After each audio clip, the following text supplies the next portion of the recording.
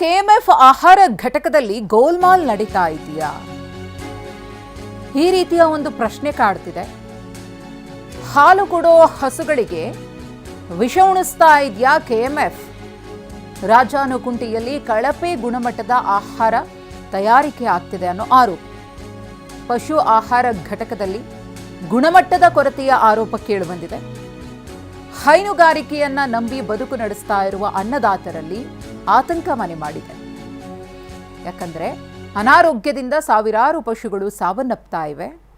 ಗರ್ಭ ಧರಿಸದೆ ಬಡಕಲಾಗಿ ಸಾವಿನ ಸುಳಿಯಲ್ಲಿ ಪಶುಗಳು ನರಳಾಡ್ತಾ ಇವೆ. TV9ನಲ್ಲಿ ಕೆಎಂಎಫ್ ಫುಡ್ ಹಗರಣದ ಎಕ್ಸ್ಕ್ಲೂಸಿವ್ ಮಾಹಿತಿ.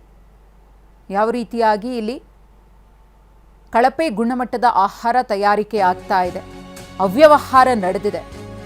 ಪಶು ಆಹಾರದಲ್ಲಿ ಕೆಎಂಎಫ್ ಅಧಿಕಾರಿ ಮತ್ತು ಸಿಬ್ಬಂದಿ ಕಳ್ಳಾಟ, ಕೋಟ್ಯಾಂತರ ರೂಪಾಯಿ ಅವ್ಯವಹಾರವನ್ನು ನಡೆಸಿರುವಂತಹ ಆರೋಪ ಕೇಳಿಬರ್ತಿದೆ. ಬರೋಬ್ಬರಿ 86,000 ಮೆಟ್ರಿಕ್ ಟನ್ ಪಶು ಆಹಾರ ಕಳಪೆ ಗುಣಮಟ್ಟದ್ದು. ಕಡಿಮೆ ಗುಣಮಟ್ಟದ TRS ಇದ್ರೂ ಮೊಲಾಸಸ್ ಖರೀದಿ, ಕಳಪೆ ಗುಣಮಟ್ಟದ ಕಾಕಂಬಿ ಮತ್ತು ಇತರೆ ಕಚ್ಚಾ ವಸ್ತುಗಳನ್ನು ಬಳಕೆ ಮಾಡಲಾಗಿದೆ. ಟನ್ ಗಟ್ಟಲೆ ಕಳಪೆ ಗುಣಮಟ್ಟದ ಪಶು ಆಹಾರ ಘಟಕಕ್ಕೆ ವಾಪಸ್. ಕಚ್ಚಾ ವಸ್ತುಗಳ ಪರೀಕ್ಷೆಯ ಲ್ಯಾಬ್ ರಿಪೋರ್ಟ್ TV9ಗೆ ಲಭ್ಯವಾಗಿದೆ. ಅಧಿಕಾರಿಗಳು ಮತ್ತು ಸಿಬ್ಬಂದಿಯಿಂದ ನಡೀತಾ ಇರುವಂತಹ ಕಳ್ಳಾಟ, ಅಕ್ರಮ, ಕಳಪೆ ಗುಣಮಟ್ಟದ ಆಹಾರವನ್ನು ತಯಾರಿಕೆ ಮಾಡಿ ಅದನ್ನು ಪಶುಗಳಿಗೆ ಕೊಟ್ಟು ಉಳಿದಂತಹ ದುಡ್ಡನ್ನು ನುಂಗಿ ನೀರು ಕುಡಿತಿದ್ದಾರೆ ಅನ್ನೋ ಆರೋಪ ಕೇಳಿಬರ್ತಾ ಇದೆ. ಕಳಪೆ ಗುಣಮಟ್ಟದ ಆಹಾರದಿಂದ ಪಶುಗಳ ಮೇಲೆ ಪರಿಣಾಮ ಬೀರ್ತಾ ಇದೆ. ಪರಿಣಾಮ ಅಲ್ಲ, ದುಷ್ಪರಿಣಾಮ ಬೀರ್ತಾ ಇದೆ. ಆಹಾರ ಸೇವಿಸಿದ ಪಶುಗಳಿಂದ ಹಾಲಿನ ಇಳುವರಿ ತೀವ್ರ ಕುಸಿತ ಆಗಿದೆ. ಹಾಲು ಸರಿಯಾಗಿ ಕೊಡೋದಿಲ್ಲ. ಫುಡ್ ಕರೆಕ್ಟಾಗಿ ಸಿಕ್ಕರೆ ಹಾಲು ಗುಣಮಟ್ಟದಲ್ಲಿ ಹೆಚ್ಚಿನ ಪ್ರಮಾಣದಲ್ಲಿ ಸಿಗುತ್ತೆ. ಇಲ್ಲಿ ಫುಡ್ಡೇ ಸರಿಯಾಗಿ ಸಿಗ್ತಿಲ್ಲ. ಗರ್ಭ ಧರಿಸದೆ ಅನಾರೋಗ್ಯದಿಂದ ಪಶುಗಳು ಬಳಲ್ತಾ ಇವೆ. 2 ತಿಂಗಳ ಅವಧಿಯಲ್ಲಿ 1600 ಹಸುಗಳ ಮಾರಣ ಹೋಮವೇ ನಡೆದು ಹೋಗಿದೆ ಅನ್ನೋ ಆರೋಪ. ಕಳಪೆ ಪಶು ಆಹಾರವನ್ನು ಸೇವಿಸಿ ಪಶುಗಳು ಮೃತಪಟ್ಟಿವೆ ಅನ್ನೋ ಆರೋಪ ಕೇಳಿಬರ್ತಾ ಇದೆ. ಬೆಂಗಳೂರು ಗ್ರಾಮಾಂತರ, ಆನೇಕಲ್, ನೆಲಮಂಗಲ, ರಾಮನಗರ, ಚನ್ನಪಟ್ಟಣ ವ್ಯಾಪ್ತಿಯ ರೈತರಲ್ಲಿ ಇದು ಆತಂಕಕ್ಕೆ ಎಡೆ ಮಾಡಿಕೊಟ್ಟಿದೆ. ಹೈನುಗಾರಿಕೆಯನ್ನೇ ನಂಬಿ ಜೀವನವನ್ನು ನಡೆಸ್ತಾ ಇರುವಂತಹ ರೈತರು ಸದ್ಯಕ್ಕೆ ಆತಂಕಕ್ಕೀಡಾಗಿದ್ದಾರೆ. ಟನ್ ಗಟ್ಟಲೆ ಪಶು ಆಹಾರವನ್ನ ರೈತರು ವಾಪಸ್ ಮಾಡ್ತಿದ್ದಾರೆ. ರಾಜಾನುಕುಂಟೆ ಪಶು ಆಹಾರ ಘಟಕದಲ್ಲಿ ಮಹಾ ಭ್ರಷ್ಟಾಚಾರ ನಡೀತಿದೆ ಅನ್ನೋ ಆರೋಪ.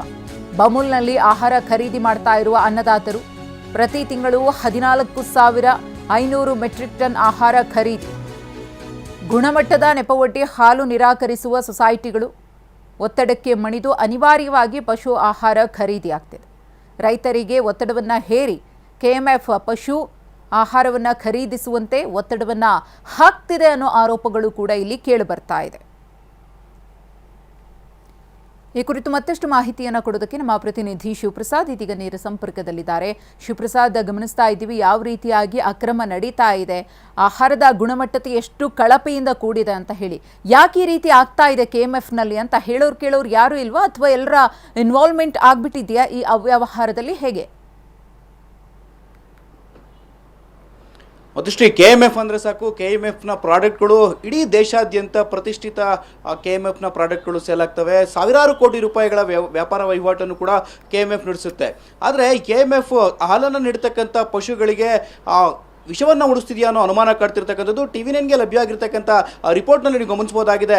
ಕಳಪೆ ಗುಣಮಟ್ಟದ ಆಹಾರಗಳನ್ನು ಪೂರೈಕೆ ಮಾಡೋದ್ರ ಮೂಲಕ ಬರೋಬ್ಬರಿ ಕಳೆದ 2 ತಿಂಗಳ ಅವಧಿಯಲ್ಲಿ 1600 ಪಶುಗಳು ಸಾವನ್ನಪ್ಪಿರ್ತಕ್ಕಂಥದ್ದು.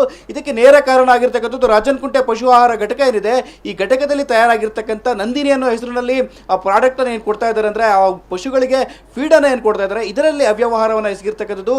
ಕಳಪೆ ಗುಣಮಟ್ಟದ ಕಚ್ಚಾ ವಸ್ತುಗಳನ್ನು ಪೂರೈಕೆ ಮಾಡಿ ತಯಾರಾಗಿರ್ತಕ್ಕಂಥ ಈ ಫೀಡನ್ನು ಹಸುಗಳಿಗೆ ಕೊಡೋದ್ರಿಂದ ಅವು ಪಶುಗಳು ಕೂಡ ತೆಗೆದುಕೊಳ್ಳದೆ ಈಗಾಗಲೇ ಗರ್ಭ ಧರಿಸದೇ ಇರತಕ್ಕಂಥ ಹಿನ್ನೆಲೆಯಲ್ಲಿ ಅವು ಅನಾರೋಗ್ಯದ ಪೀಡಿತವಾಗಿ ಸಾವನ್ನಪ್ಪಿರ್ತಕ್ಕಂಥದ್ದು ಒಂದು ಕಡೆ ಆದರೆ, ಮತ್ತಷ್ಟು ಪಶುಗಳು ಕೂಡ ಅನಾರೋಗ್ಯಕ್ಕೀಡಾಗಿ ಸಾವನ್ನಪ್ಪಿರ್ತಕ್ಕಂಥ ಪ್ರಕರಣಗಳು ಕೂಡ ವರದಿಯಾಗ್ತಿರ್ತಕ್ಕಂಥದ್ದು. ಅಷ್ಟೇ ಅಲ್ಲದೆ ರೈತರಿಗೆ ಒತ್ತಡವನ್ನು ಹೇರ್ತಕ್ಕಂಥ ಒಂದು ಸೊಸೈಟಿಗಳೆಲ್ಲವೂ ಕೂಡ ಒಟ್ಟಾರೆಯಾಗಿ 86,000 ಮೆಟ್ರಿಕ್ ಟನ್ ಪಶು ಆಹಾರ ಏನಿದೆ ಎಲ್ಲವೂ ಕೂಡ ಸೊಸೈಟಿಗಳಿಂದ ರಿಟರ್ನ್ ಆಗ್ತಿದೆ ಅಂತ ಹೇಳಲಾಗ್ತಿದೆ. ಪಶು ಆಹಾರದಲ್ಲಿ ಅವ್ಯವಹಾರವನ್ನು ನಡೆಸಿದರೆ ಅಲ್ಲಿರ್ತಕ್ಕಂಥ ರಾಜನಕುಂಟೆಯ ಪಶು ಆಹಾರ ಘಟಕ ಏನಿದೆ ಇದರಲ್ಲಿರ್ತಕ್ಕಂಥ ಅಧಿಕಾರಿಗಳೇನಿದ್ದಾರೆ ಇವರೆಲ್ಲರೂ ಕೂಡ ಕಳ್ಳಾಟ ಆಡಿರ್ತಕ್ಕಂಥದ್ದು. ಬರೋಬ್ಬರಿ ಟಿವಿಗೆ ಲಭ್ಯ ಆಗಿರ್ತಕ್ಕಂಥ ಮಾಹಿತಿ ಮೂಲಗಳ ಪ್ರಕಾರ ಒಟ್ಟಾರೆಯಾಗಿ ಸುಮಾರು 200ರಿಂದ 300 ಕೋಟಿ ಅವ್ಯವಹಾರ ನಡೆದಿರಬಹುದು ಅಂತೇಳಿ ಅಂದಾಜಿಸಲಾಗಿರ್ತಕ್ಕಂಥದ್ದು. ಇದಕ್ಕೆ ಸಂಬಂಧಪಟ್ಟಂತೆ ಅವರ ವಿರುದ್ಧ ಕ್ರಮ ಜರುಗಿಸಬೇಕಾಗುತ್ತೆ. KMFನ ಹೆಸರಿಗೆ ಬಸಿ ಬಳಿಯುವಂಥ ಕೆಲಸವನ್ನು ಅಲ್ಲಿರ್ತಕ್ಕಂಥ ಅಧಿಕಾರಿಗಳು ಮಾಡಿರ್ತಕ್ಕಂಥದ್ದು. ಪ್ರಮುಖವಾಗಿ ಇದರ ಹಿನ್ನೆಲೆಯನ್ನು ಗಮನಿಸ್ತಾ ಹೋದರೆ ಆ ಹಸುಗಳಿಗೆ ಕೊಡ್ತಕ್ಕಂಥ ಫೀಡ್ ಏನಿದೆ ಈ ಪ್ರಾಡಕ್ಟ್ ಕಚ್ಚಾ ವಸ್ತುಗಳ ತಯಾರಿಕೆಯಲ್ಲಿ ಕಾಕಂಬಿಯನ್ನು ಬಳಕೆ ಮಾಡ್ತಾರೆ. ಮೊಲಾಸಸ್ ಏನಿದೆ ಆ ಮೊಲಾಸಸ್ನ TRS ಪ್ರಮಾಣ ಕಡಿಮೆ ಇದೆ ಅಂತೇಳಿ ದೃಢಪಟ್ಟಿದ್ರು ಕೂಡ ಆದಾಗ್ಯೂ ಕೂಡ ಆ ಕಚ್ಚಾ ವಸ್ತುವನ್ನು ಅಲ್ಲಿ ಬಳಕೆ ಮಾಡಲಾಗಿರ್ತಕ್ಕಂಥದ್ದು. ಇತರೆಲ್ಲ ಕಚ್ಚಾ ವಸ್ತುಗಳು ಕೂಡ ಕಳಪೆ ಗುಣಮಟ್ಟದಿಂದ ಕೂಡಿದೆ. ಉದ್ದೇಶಪೂರ್ವಕವಾಗಿ ಕಳಪೆ ಗುಣಮಟ್ಟದ ಆಹಾರವನ್ನು ತಯಾರಿಸಲೆಂದೇ ಅಲ್ಲಿರ್ತಕ್ಕಂಥ ಸಿಬ್ಬಂದಿಗಳು ಈ ರೀತಿಯ ಕಳಪೆ ಆಹಾರವನ್ನು ಪೂರೈಕೆ ಮಾಡಿರ್ತಕ್ಕಂಥದ್ದು. ಈ ಹಿನ್ನೆಲೆಯಲ್ಲಿ ರೈತರು ಈಗಾಗಲೇ ಬೆಂಗಳೂರು ಗ್ರಾಮಾಂತರ, ನೆಲಮಂಗಲ, ರಾಮನಗರ, ಚನ್ನಪಟ್ಟಣ ಈ ಪ್ರದೇಶಗಳಿರ್ತಕ್ಕಂಥ ರೈತರೆಲ್ಲರೂ ಕೂಡ ಸಾವಿರಾರು ಟನ್ ಗಟ್ಟಲೆ ಪಶು ಆಹಾರವನ್ನು ವಾಪಸ್ಸನ್ನು ಮಾಡ್ತಿರ್ತಕ್ಕಂಥದ್ದು. ಇದಕ್ಕೆ ಸಂಬಂಧಪಟ್ಟಂತೆ ಹಿರಿಯ ಅಧಿಕಾರಿಗಳು ಯಾವ ರೀತಿಯ ಕ್ರಮವನ್ನು ಕೈಗೊಳ್ತಾರೆ ಅನ್ನೋದನ್ನ ಕಾದು ನೋಡಬೇಕಾಗಿದೆ. ಮಧುಶ್ರೀ, ಧನ್ಯವಾದ ಶಿವಪ್ರಸಾದ್ ತಮ್ಮ ಮಾಹಿತಿಗಾಗಿ.